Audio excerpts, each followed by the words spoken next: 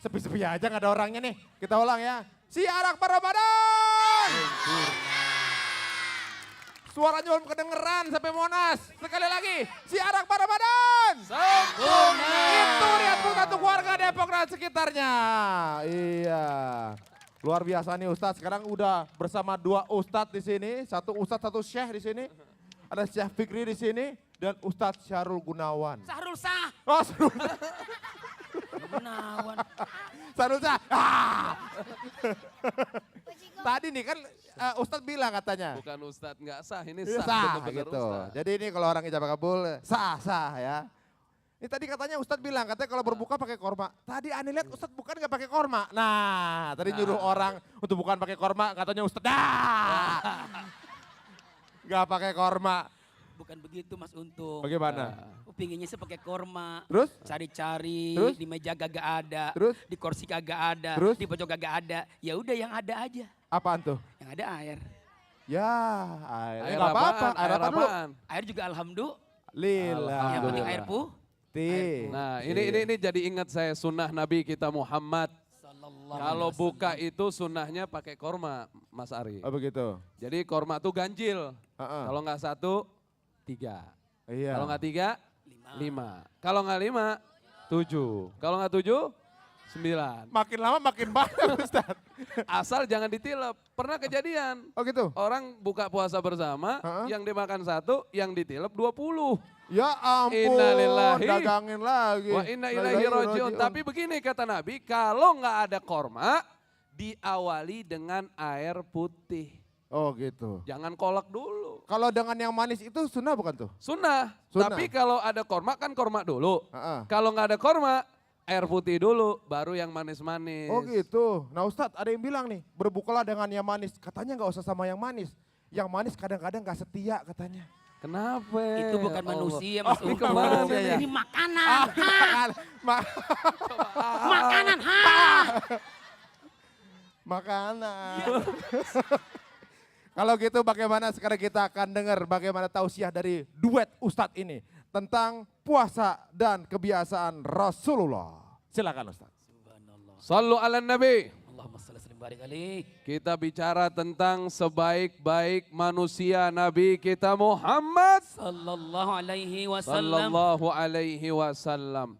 Ustadz, saya jadi ingat kalau kebiasaan Rasulullah sallallahu alaihi wasallam makan itu adalah mendahulukan orang lain. Mendahulukan orang lain. Kalau Ustadz gimana?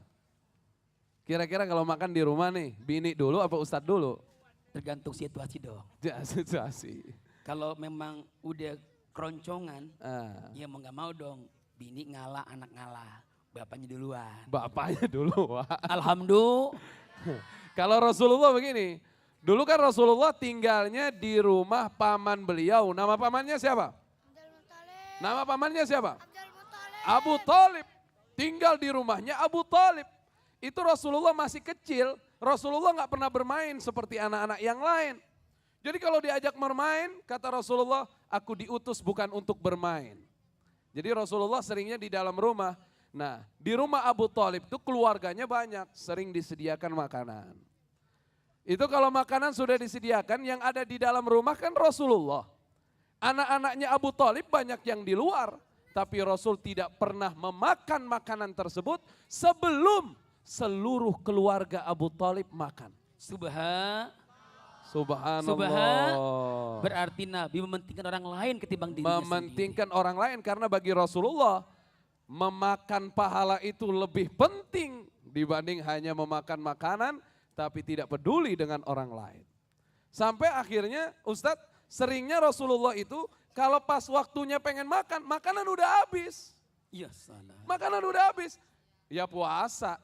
Sallallahu alaihi wasallam. Abu Talib sering nangis ngelihat Rasulullah. Akhirnya Abu Talib ngumpetin makanan dulu jadinya. Begitu keluarganya selesai makan, diberikan tuh sepiring buat Rasulullah. Rasulullah dapat makanan sepiring, bawa keluar nyari orang yang kelaparan. Karena nggak bisa Rasul makan sepiring sendiri, selalu ngajak orang lain makan bersama dengannya. Sallu ala Nabi. Allahumma shalli wa barik alaih. Allahumma salli wa sallim wa barik alaihi wa ala alihi. Masya Allah Ustaz. Nabi pernah bersabda, ini untuk kita semuanya. Idza aftara ahadukum falyuftir ala tamrin. Allahumma sholli wa Siapapun sallim wa orang barik yang alaihi wa ala berbuka puasa, Ya, hendaklah berbuka dengan kurma. dengan kurma. Andai kata kurma tidak ada, maka falyuftir ma'in. Berbukalah dengan air. Kenapa? Air. Air itu adalah suci. Bu, adik-adik, pemirsa, siarak Ramadan. Kalau kita kan kagak. Nah, 3 buah korma kita makan, Nabi makan, langsung Nabi sholat, kita kagak. Korma dimakan, makanan dimakan, semuanya habis makan. Waktu maghrib terus bergerak, akhirnya maghrib jam 6:30 10 menit. Kenapa? Karena nggak nyunah mencontoh makan pada Nabi Muhammad Rasulullah namanya Sallallahu aja Alaihi Wasallam. puasa kan. Puasa tuh harus menahan hawa nafsu kita. Allah ngajarin kita, makanlah, minumlah. Wala tusrifu, jangan berlebihan. Innallaha la yuhibbul musrifin. Allah tidak suka dengan orang-orang yang berlebihan.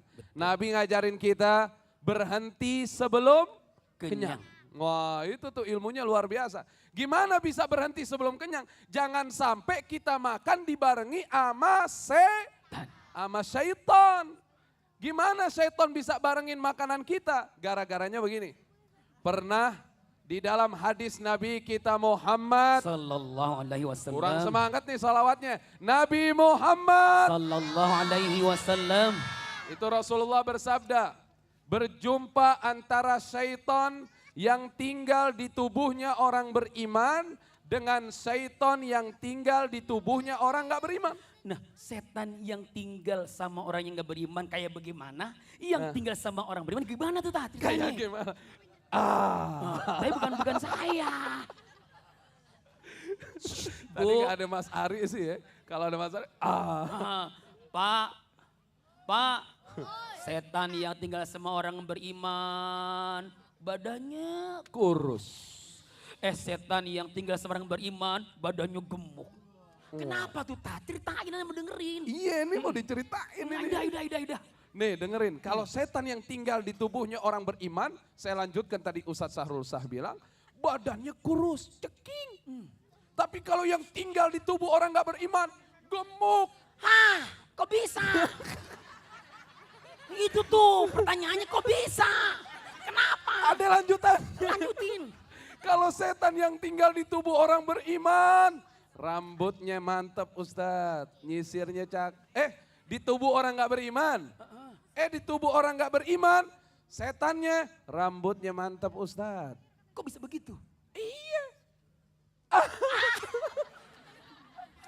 Kalau tinggal di tubuhnya orang beriman, rambutnya acak-acakan. Setan yang tinggal di tubuhnya orang beriman, tidak pakai pakaian. Tapi setan yang tinggal di tubuhnya orang tidak beriman, pakaiannya cakep, bagus. Kok bisa begitu? Hah? Ini ceramah apa yang ah-ahan nih? Kenapa setan yang tinggal sama orang yang tidak beriman badannya gemuk? Mau makan gak baca basmalah. Setelah Allahu makan gak ngucapkan baca doa betul. Makannya gak ngikutin contoh Nabi betul. Akhirnya tuh setan badannya gemuk. Lalu sementara Nah itu kan kejadiannya pas ketemuan setan orang beriman kan kesian tuh. Setan orang gak beriman kan pada gemuk-gemuk. Nanya ente kenapa begini kan kita keluar dari sekolah dulu pada bagus-bagus aja. Kok jadi apes begini? Kata yang tinggal di tubuh orang beriman, aduh saya tinggal di tubuhnya manusia. Apabila dia makan dia baca bismillah, saya nggak bisa ikut makan. Apabila dia minum, dia baca bismillah, saya nggak bisa minum. Apabila dia pakai pakaian, dia baca bismillah, saya tidak bisa pakai pakaian. kalau dia masuk ke WC.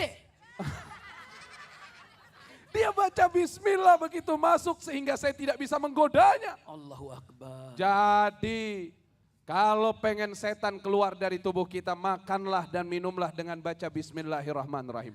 Sehingga apa? Jadi begini Ustadz yang tadi kita mau ngomong, makanan kita nggak perlu banyak-banyak. Kalau setan di dalam tubuh kita ada 5, berarti kan 6 piring kita butuh. Betul. Benar nggak? Kan hitungannya begitu. Betul. Ada lagu. Kalau mau makan, baca bismillah sesudah makan. Kalau mau minum, sesudah minum. Enak. Syiar Akbar Ramadan.